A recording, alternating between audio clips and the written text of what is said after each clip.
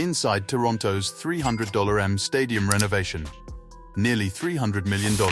2 off-seasons. One impossible mission: turn a 1980s concrete dome into baseball's newest masterpiece.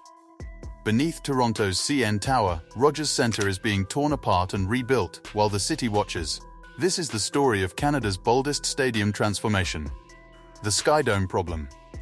When SkyDome opened in June 1989, it was revolutionary. The world's first fully retractable roof stadium. A marvel of engineering planted beside the CN Tower.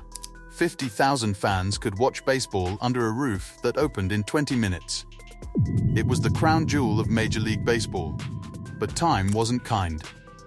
By the 2010s, the stadium felt outdated, cavernous, impersonal. Stadiums built in the 1990s and 2000s embraced a different philosophy. Camden Yards in Baltimore started a revolution in 1992. Intimate ballparks with character, asymmetry, and soul.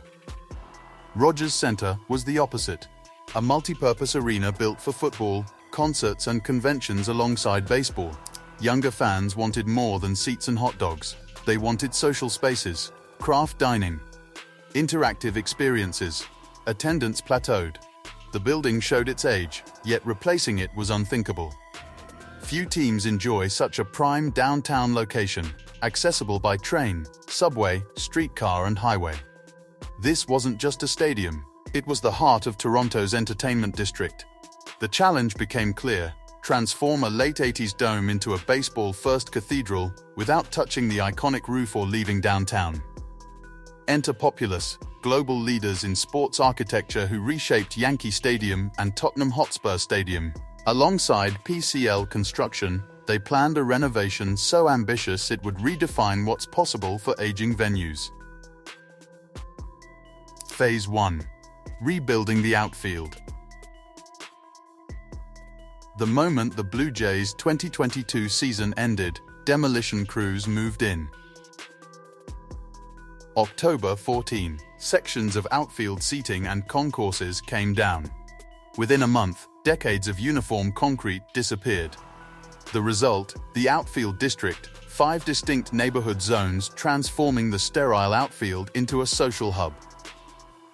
Behind right field, the Corona rooftop patio emerged, a bar deck with skyline views and festival atmosphere. Above left field, Park Social brought lounge seating and yard games, a playful twist rarely seen in MLB. The WestJet flight deck gained better sightlines and interactive activities. Directly above the bullpens, new terrace seats placed fans close enough to watch pitchers warm up feet away. The field itself changed. Outfield walls moved in and raised, creating unique angles and reducing foul territory. For the first time in stadium history, dimensions became asymmetrical, giving games different energy and challenging players in unexpected ways. Crews did all this without touching the retractable roof. Specialized scaffolding and heavy cranes installed new structures beneath massive truss supports powering the roof. By opening day 2023, fans walked into an outfield that felt like a different ballpark, yet still framed by Toronto's familiar skyline. Phase 2. Total seating overhaul. If Phase 1 reinvented atmosphere, Phase 2 tackled comfort. After the 2023 season, construction crews gutted the entire 100-level seating bowl. This wasn't a chair swap. The lower deck was completely excavated and rebuilt from foundation up. New concrete poured, seating geometry redrawn. The bowl reshaped to improve sightlines. Capacity dropped from 50,000 to about 39,150. But fans gained what they'd craved for years: wider seats, more legroom, cup holders at every spot. Every single seat removed. Every single seat replaced. These were the original 1989 seats, over 3 decades old. Luxury spaces woven into the design. The Batting Tunnel Club let fans watch players prepare steps from the dugout. The Home Plate Club and new infield lounges offered premium dining with modern finishes. Players saw benefits too. State-of-the-art clubhouses, larger training rooms, reworked dugouts. For decades, Toronto lagged behind other MLB teams in player amenities. Now, facilities matched the league's most competitive. The timeline was brutal.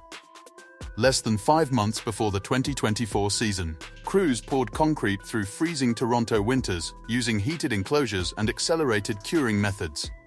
In a tight downtown footprint, cranes swung massive precast pieces into place while traffic and transit rolled outside. Technology transformation.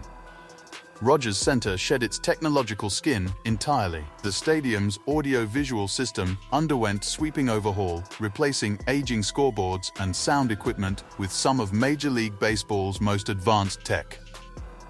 A brand new main video board, stretching over 110 feet wide with high dynamic range LED, now dominates center field. Ribbon boards nearly wrap the entire stadium. The board is wider than 3 full-sized city buses parked end to end. As tall as a 4-story building. More than 24 additional digital displays installed across concourses, clubs, and locker rooms, transforming how fans experience games.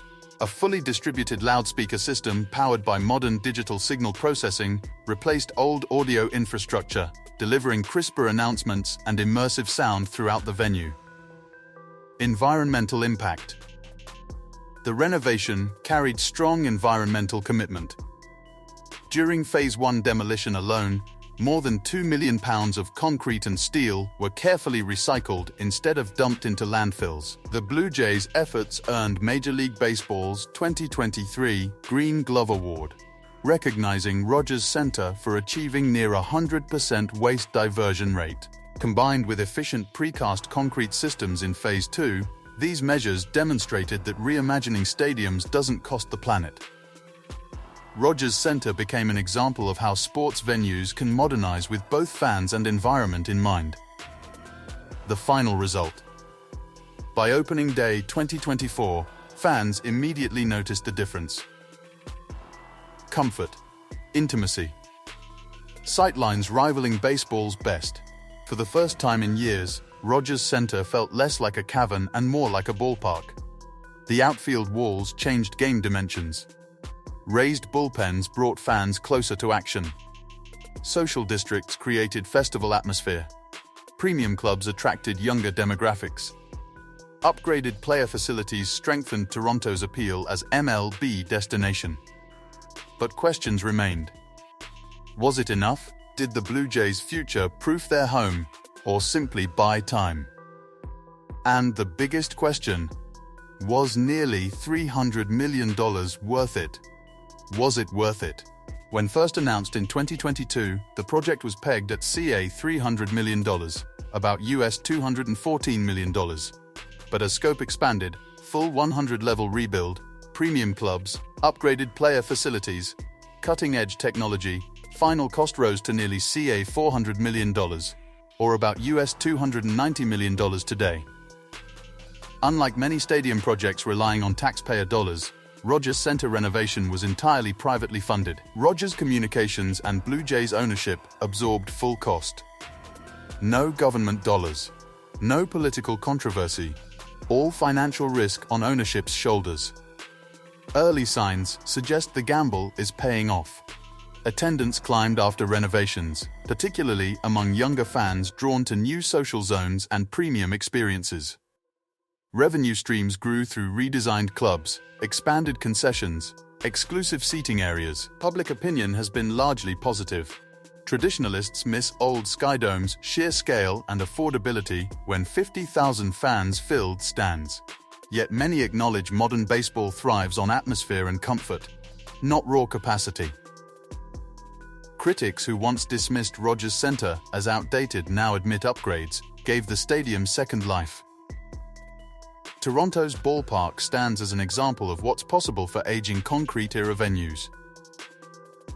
Whether this reinvention proves lasting solution or just buys time before calls for new stadium grow louder remains to be seen. What is certain, Rogers Centre showed the baseball world that even the heaviest concrete can be reshaped. From 1989's revolutionary retractable roof to 2024's fan-first renovation, this stadium continues evolving with the game it hosts.